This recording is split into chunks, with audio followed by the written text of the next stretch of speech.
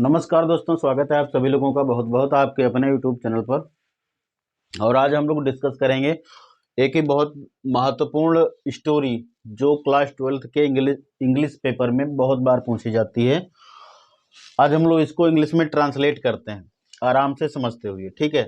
तो सबसे पहले सेंटेंस की बात करते हैं। सबसे पहला सेंटेंस लिखा है हमारा देश महान है, तो वो तो है ही।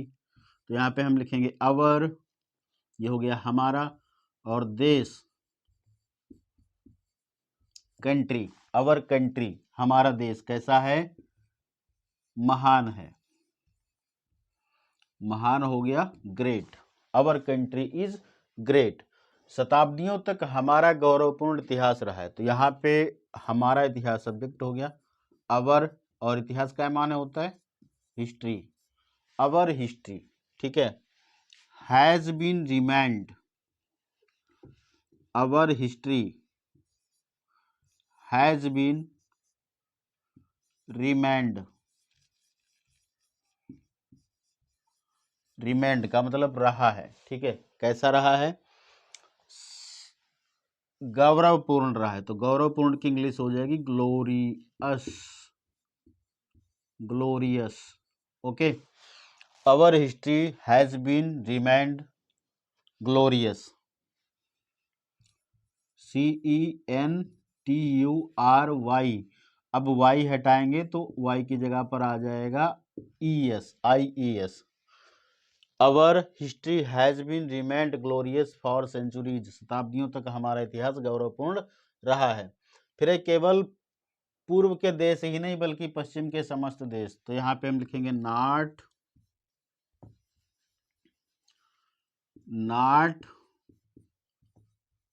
Only east,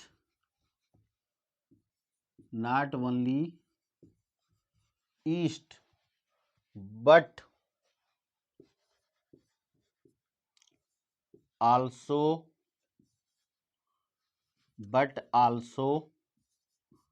all west countries, कि केवल पूर्व के ही नहीं बल्कि पश्चिम के समस्त देश, केवल पूर्व के ही नहीं बल्कि पश्चिम के समस्त देश भी हमारी पहचान, हमारी प्राचीन संस्कृति की छाप लिए हुए हैं। Have influenced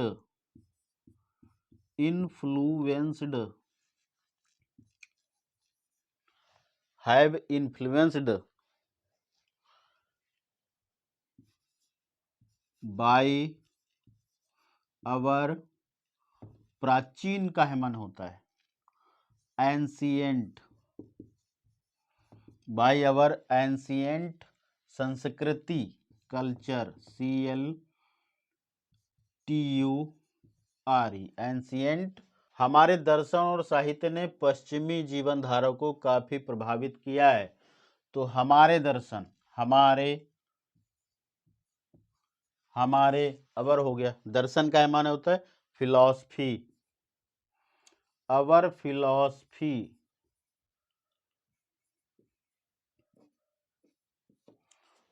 and literature,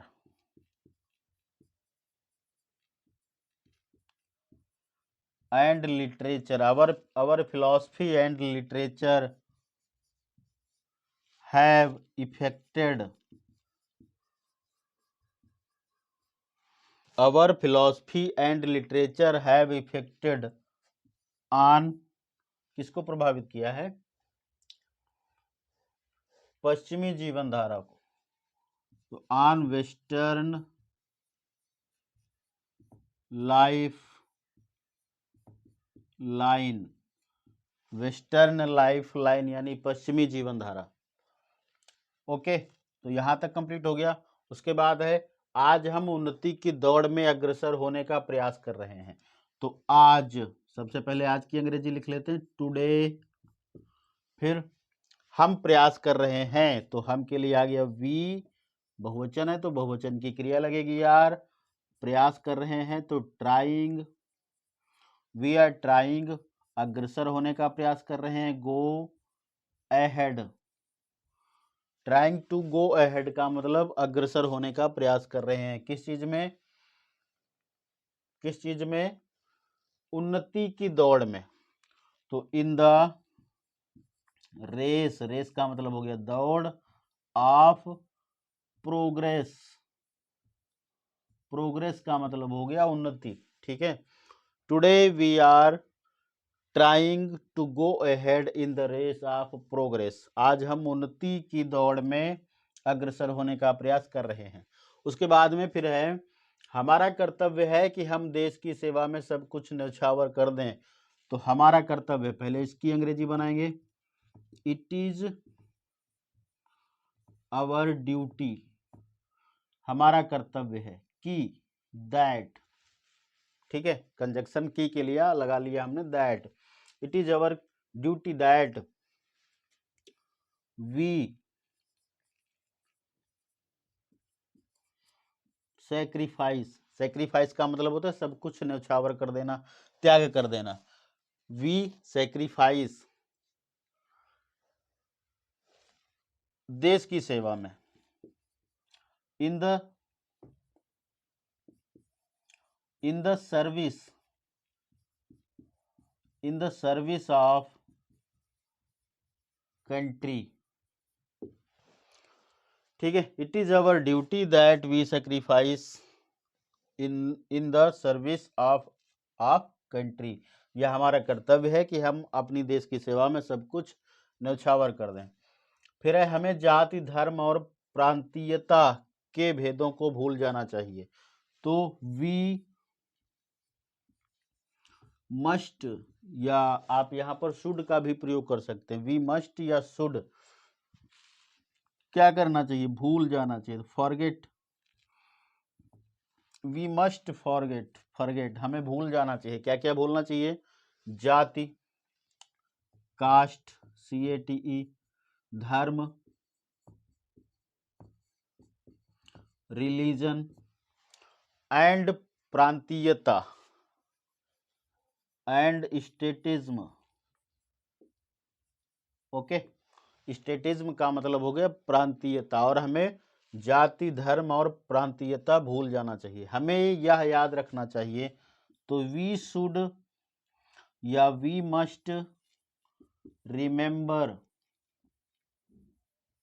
remember का मतलब याद रखना चाहिए, हमें याद रखना चाहिए कि हमारे देश की उन्नति होगी तो हमारा भविष्य शानदार होगा। If our country progresses, if our country progresses, then our future,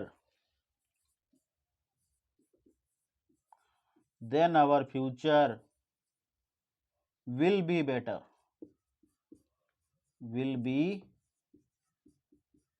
better। ठीक है, ध्यान रखना, जब दो सेंटेंस, हमें याद रखना चाहिए, यदि हमारे देश की उन्नति होगी तो हमारा भविष्य शानदार होगा। जब दो सेंटेंस, दोनों सेंटेंस फ्यूचर टेंस में लिखे हों तो हम पहले सेंटेंस की इंग्लिश प्रेजेंट इंडेफिनिट में बनाते हैं। तो इस हिसाब से ये एक्सरसाइज, ये स्टोरी जो है आपकी कंप्लीट हो जाएगी। ठीक है, तो धन्यवाद देखने के लिए।